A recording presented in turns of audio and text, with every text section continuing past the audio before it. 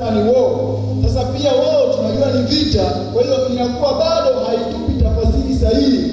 Lakini tukienda mbali katika lugha ya Kigiriki, maana hii Biblia haikushuka kutoka mbinguni, bali ni Mungu aliyotumia watu wakawavuvia wakaandika. Sasa walioandika hawakutumia Kiswahili wala Kiingereza, isipokuwa Agano la Kale lilitumia lugha ya Kiebrania na Agano Jipya ilitumia lugha ya Kigiriki. Sasa nirekebishe kidogo, naomba msomaji nisomee kitabu cha Kutoka sura 34 mstari wa kwanza. Nimesema Biblia haikushuka, maana isipokuwa amri 10 tu ndio Mungu mwenyewe aliziandika kwa kidole chake. Tusome Kutoka 34 na ule mstari wa kwanza. Kisha Bwana akamwambia Musa, chonga mbao 2 za mawe mfano wa zile za kwanza, nami nitaandika juu ya mbao hizo maneno hayo yaliyokuwa juu ya mbao za kwanza hizo zilizovunjwa. Amen. Kwa hiyo tunaona amri 10 tu ndizo Mungu mwenyewe alishuka pale Sinai akaziandika kwa chanda chake cha mwisho. Lakini maneno mengine yote Mungu alikuwa akiwahudhuria mitume na manabii. Turudi katika Ufunuo wa Yohana 12:7. Ile neno vita tukiingiza katika dictionary ya Kigiriki limepewa namba Giliki word 4171 ikimaanisha polemo. Tukienda mbele nini maana ya polemo? Inatuambia dispute. Ulikuwa ni mgogoro. Na tumaini hapa nikimsimamisha mtu nikimwambia niambie shetani alivunja amri katika zile 10, yamkini wengi leo watakuwa hawana majibu. Sasa shetani alifanya vita dhidi ya amri. Maandiko yanasema yeye ndio baba wa nini? Ndio baba wa uasi. Kama shetani na malaika zake waliasi mbinguni, waliasi dhidi ya nini? Na lengo lao lilopo ni nini? Bwana tusaidie.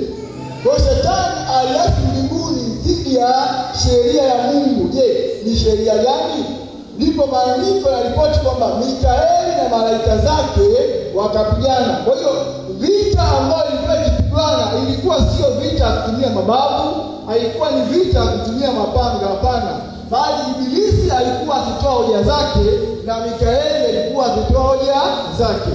Ukisoma na ule mstari wa 6, Yuda ni chini kabisa baada ya Ufunuo wa Yohana. Yuda sura ya kwanza na ule mstari wa 6.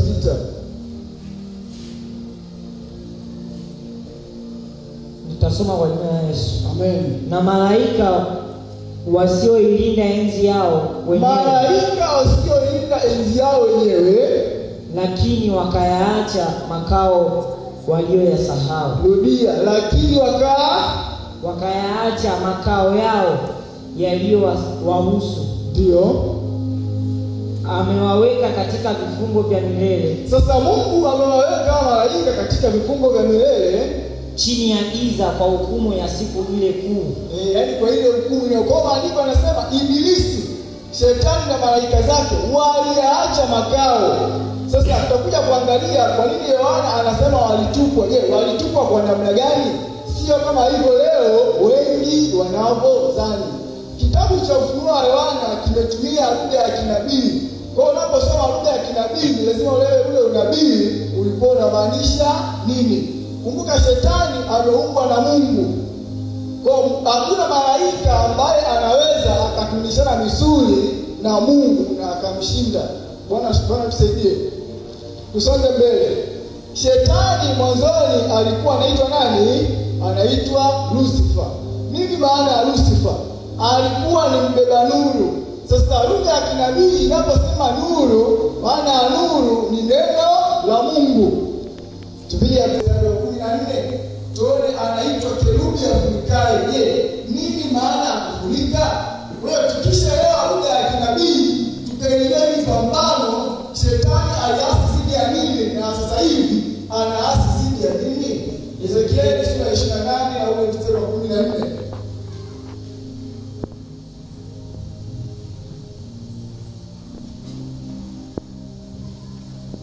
Mfika msomaji. Soma. Wewe ulikuwa kerubi mwenye kutiwa mafuta afunikaye. Kisha kwanza hapo. Ibilisi alikuwa kerubi aliyetiwa mafuta afunikaye. Anaposema kwamba alikuwa afunikaye, maana alikuwa karibu sana na Mungu. Mungu. Endelea. Nami nilikuweka hata ukawa juu ya mlima mtakatifu wa Mungu. Sasa maandiko yanaposema ibilisi aliwekwa akawa juu ya mlima. Unaposema mlima ni katika level ya juu, yaani katika mashauri ya Mungu, ibilisi naye pia alihusishwa. Endelea. Umetembea huko na huko kati ya mawe ya moto. Sasa zingatia hapa. Maandiko yalipata kwamba ibilisi alitembea huku na huku katika mawe ya nini? Sasa mawe ya moto sio mawe ya moto unayojua wewe. Utakuja kuangalia ina maana gani? Endelea msomaji.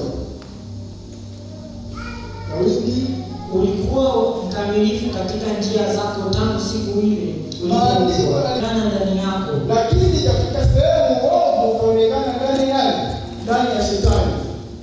Kwa wingi wa ujuzi wako watu walikujaza udhalimu ndani yako.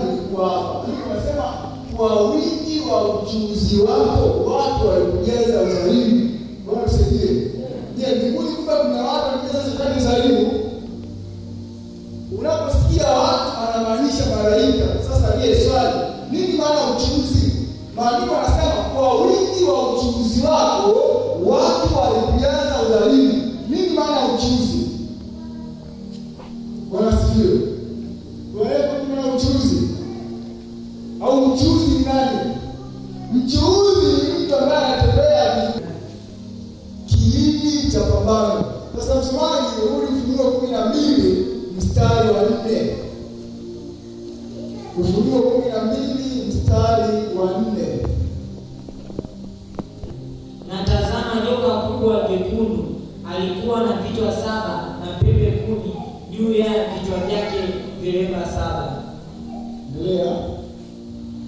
Na mkia wake wakokota theluji ya nyota za mbinguni. Sasa kitu cha kwanza, huyu joka silaha anayotumia ni mkia. Maandiko yanasema mkia wake wakokota theluji za nini?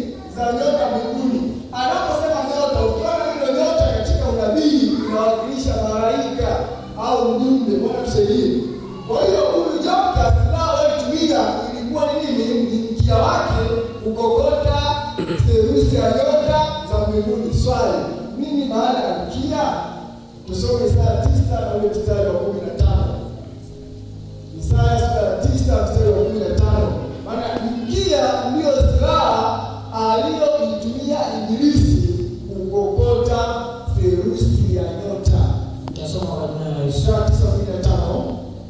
Mzee mwenye kuheshimiwa ndiye kichwa, na nabii afundishaye uongo ndiye mkia. Nabii afundishaye uongo ndiye mkia. Kwa ibilisi alitumia uongo kuangusha theluji ya nini? Theluji ya malaika. Bwana tusaidie. Ndio maana Yesu alipokuja katika Yohana 8:4 anasema Shetani ndiye baba wa huo uongo. Kutumia silaha ya uongo aliweza kuangusha wapi? Malaika mbinguni. Kwa hiyo wale malaika walio mbinguni waliobaki, huyu mbona kama vile anatudanganya, wakamtupa katika fikra zao. Kwa unaposikia kwamba kulikuwa kuna vita, ibilisi alikuwa akiwadanganya malaika wa Mungu, yeye pamoja na wale malaika waliofuata. Na wale malaika wa Mungu wakawa wanaonesha ile kweli. Kwa ile kweli ilipozidi ule uongo, ndipo wale malaika wakawakataa, wakathibitika kwenye akili, wakasema hapana, hawa wanatudanganya. Ndio lugha ya kinabii inasema joka na malaika zake wakatupwa. Anaposema kutupwa, wale ndio mfano. Bwana tusaidie. Leo msikie hiyo unasema fulani kishamtuma chini. Imani, mbona kishamtuma chini muda tu? Hiyo sieleweke hiyo. Haimaanishi kwamba amempiga nini? Katika akili nimeshamtupa, nimeshamwondolea nini? Samani. Kwa hiyo sikia, joka na malaika zake walitupwa chini. Maana yake wale malaika waliobaki mbinguni wakamwona Lucifer na wale wafuasi wake wameasi. Ndio lugha ya kinabii inayotumiwa pale. Ndio maana Yuda anarahisishia katika 1:6 anasema malaika wasiolinda enzi wali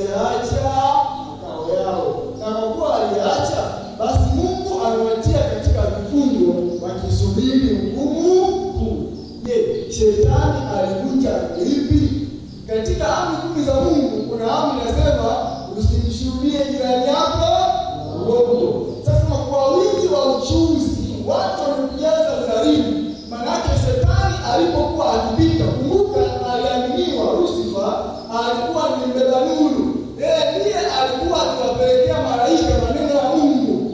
Sasa katika kuyapelekea yale maneno ya Mungu, akawa anaingiza na nini? Akawa anaingiza na uongo. Kwa hiyo serusi ya malaika, serusi ya nyota alikokota kutumia mkia wake. Rudi sasa Ezekieli sura ya 28. Umetenda dhambi, Ndio. kwa sababu hiyo nimekutoa kwa nguvu katika mlima wa Mungu. Sasa anaposema nimekutoa kwa nguvu katika mlima wa Mungu, kuanzia